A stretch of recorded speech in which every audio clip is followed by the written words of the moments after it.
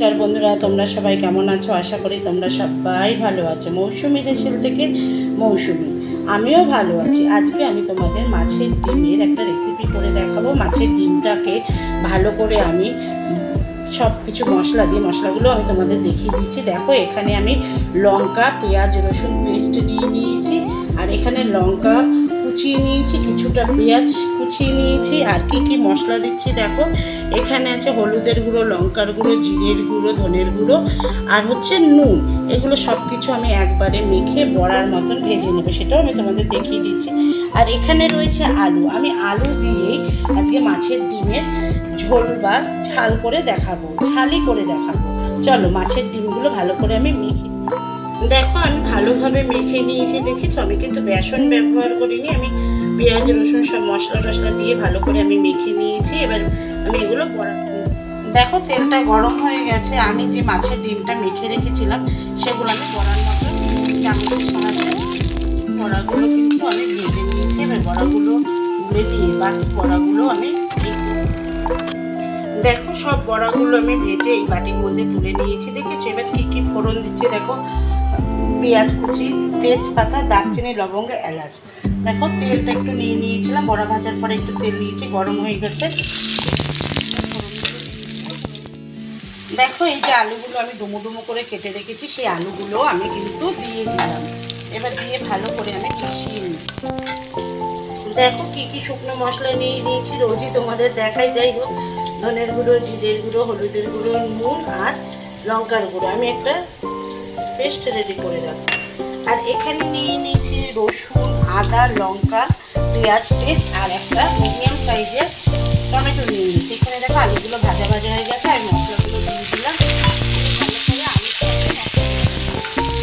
দেখো মশলাগুলো ভাজা হয়েছে। যে মশলাটা আমি রেডি করে রেখেছি সেই মশলাটাও আমি দিয়ে দিলাম। দিয়ে ভালো করে আলুর সঙ্গে সব মশলাগুলো আমি মিশিয়ে নিয়েছি। আমি কিন্তু আজকে তোমাদের আলু দিয়ে মাছের ডিমের ঝাল করে দেখাবো।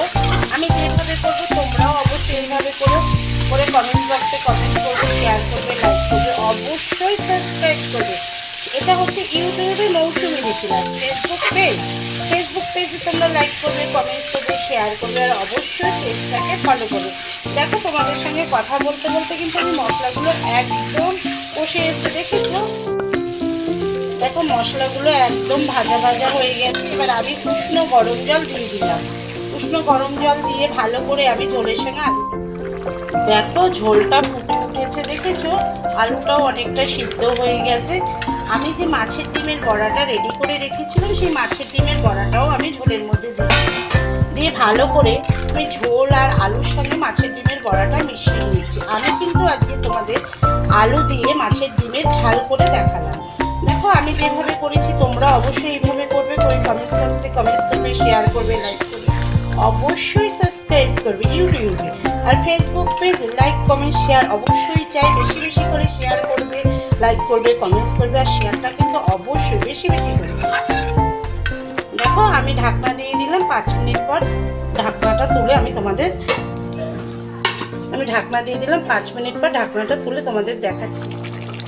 দেখো আমি অল্প পরিমাণ গরম মশলা দিয়ে দিলাম, দেখা যাচ্ছে না ধোঁয়ার জন্য।